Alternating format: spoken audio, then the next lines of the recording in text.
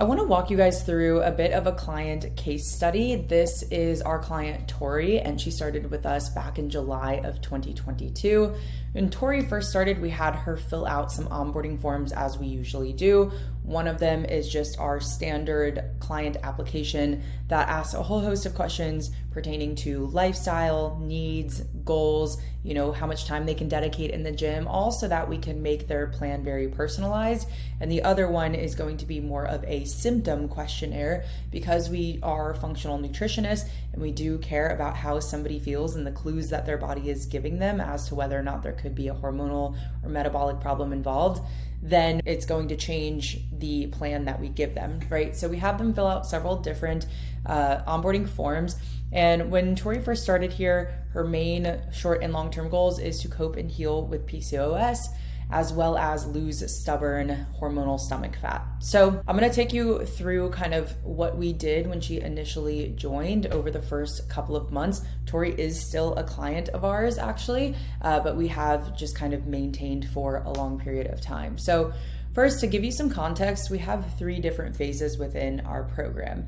And phase 1 is what we call our metabolic priming phase. The purpose of this is to essentially restore women's metabolism, right? So many women that come to us, they already don't feel that great. They already have hormonal issues. They've already tried to lose weight and just feel like no matter what they've done, the weight is not coming off, or they feel like what they've done in the past isn't working now. And that is a very common narrative that we hear. And oftentimes it's because of not having enough muscle, not having healthy habits established, gut health issues, hormonal issues, poor relationship with food. And so these are some of the things that hold us back, whether right now or sometimes can hold us back in the future and prevent us from keeping the weight off. This is often the stuff that a lot of people neglect. They go right into fat loss and then they wonder why they're not as successful or why their body isn't as responsive. In some cases, we are able to tackle fat loss right away, but in Tori's case, knowing that she had PCOS and was recently diagnosed and hasn't taken the proper steps to better balance her hormones, we knew we did need to start in phase 1, especially because she was having a hard time losing weight. I'm now going to jump over to our symptom questionnaire. There's not a whole lot that I want to point out here, but in Tori's case, she did mention things like excessive weight, some water retention, and she actually wasn't dealing with any acne at the time, but you might find in a case of PCOS, dealing with acne, maybe even dealing with some hair loss. Clients with hormonal imbalance often tend to find that they feel tired or weak or fatigued. And again, she hadn't rated this too high, but do keep in mind that a lot of times people tend to normalize the way they feel when they felt that way for so long. Now, the other thing that we wanted to look at was her lab work. So you can see her testosterone and her free testosterone were high. Her free testosterone is extremely high for a female, and free testosterone is what is bioavailable in the body. It's actually what you feel. So sometimes you can see things like unusual hair growth, a deepening voice, acne, oily skin. All of those things can be a result of higher testosterone. She also had some cholesterol, triglycerides were off, liver was off as well. Some of this can be due to just a poor diet and habits. Stress can also shoot your LDL cholesterol up. Now, cortisol is oftentimes high in clients with PCOS. Given that this was a morning reading, this actually fell within the optimal range of 10 to 15, but that doesn't mean that she isn't metabolizing it different or that cortisol isn't spiking at night, right? Because cortisol follows a pattern. But nonetheless, if it's not an issue, if she didn't have any crazy symptoms of high cortisol, then it's not something we necessarily need to tackle. You might also find in clients with PCOS that their hemoglobin A1C or the average of their blood glucose markers over the last 3 months are elevated. Now, it's really common to also see high insulin levels. As we can see here, this is extremely high. Ideally under 9 would be optimal. And given that that was the case, we had some habits that we needed to work on, as well as just knowing that her calories were not that high to start with. We knew that we needed to start in our phase 1. Jumping over to the start of her program here, Tori's starting point was here as far as her body composition. And right off the bat, we just gave her some habits. The yellow bubbles are going to be habits that we had in place here.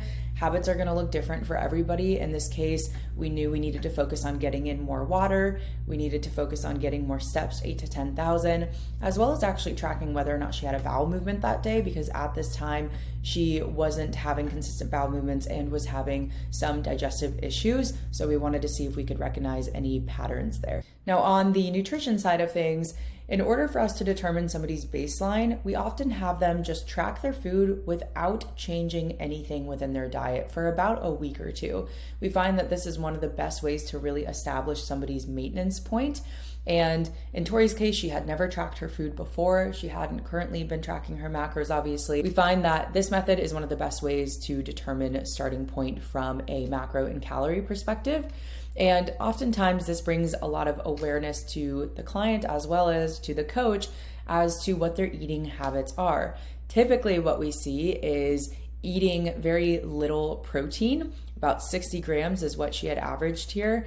And oftentimes throughout the week, Monday through Thursday, we see a lot of under eating and skipping meals, or sometimes a client is basically fasting all day and then having a lot of snacks, or maybe overdoing it late at night.